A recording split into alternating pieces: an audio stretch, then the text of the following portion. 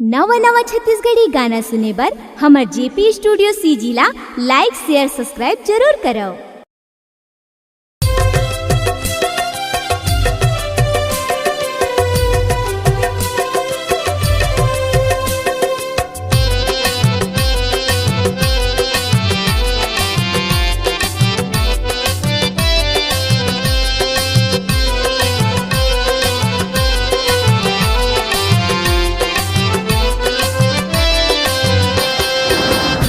घटा करिया गरजत है बादल, छाए घटा करिया गरजत है बादल, रिमझिम बरसात आगे हो, आगे सावन धरती सबो हरी आगे खेती खारनी के लागे हो, आगे सामन धरती सबो हरी आगे खेती खारनी के लागे हो।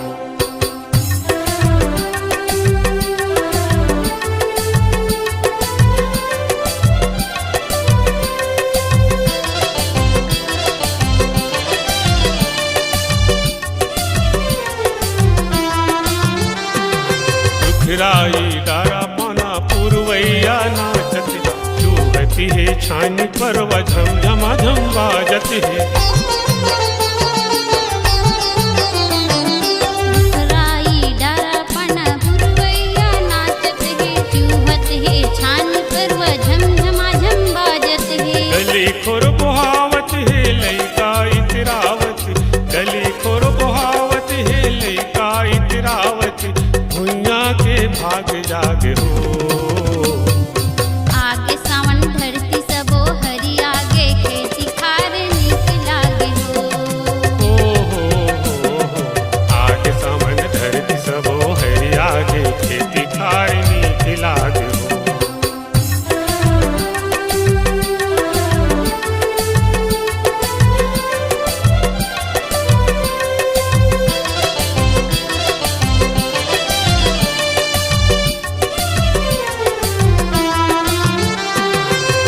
नंदिया नरवा सबो खल खला के हासत, पढ़ के सुआ मैं न घलो गीत सुघर गावती है। तरिया नंदिया नरवा सबो खल खला के हासत है, पढ़ के सुआ मैं न घलो गीत सुघर गावत है।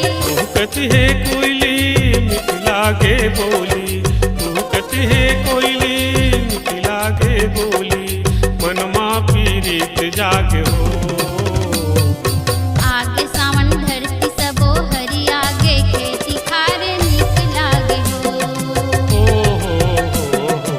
आगे सावन धरती सबो हरी आगे खेती खारनी के लागे हो।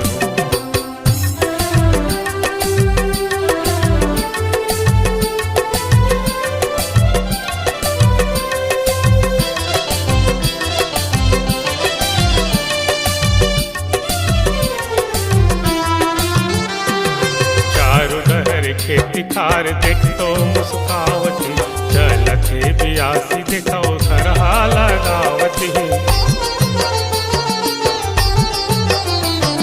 चारों डहर खेती खार देख तो मुस्कावत है, चलत है बियासी देखो खरहा लगावत है। झुमरत है सावन लागे मन भावन, झुमरत है सावन लागे मन भावन, धरती सिंगार साजे हो, आगे सावन धरती सबो हरी आगे खेती खारनी के लागे हो, आगे सावन धरती सबो हरी आगे खेती खारनी के लागे हो। छाए घटा करिया गरजत है बादल, छाए घटा करिया गरजत है बादल, रिमझिम बरसात आगे हो, आगे सावन धरती सबो हरी आगे खेती खारनी के लागे हो, आगे सावन धरती सबो हरी आगे खेती खारनी के लागे हो, आगे सावन धरती सबो हरी आगे खेती खारनी के लागे हो, आगे सावन धरती सबो हरी आगे खेती खारनी के लागे हो।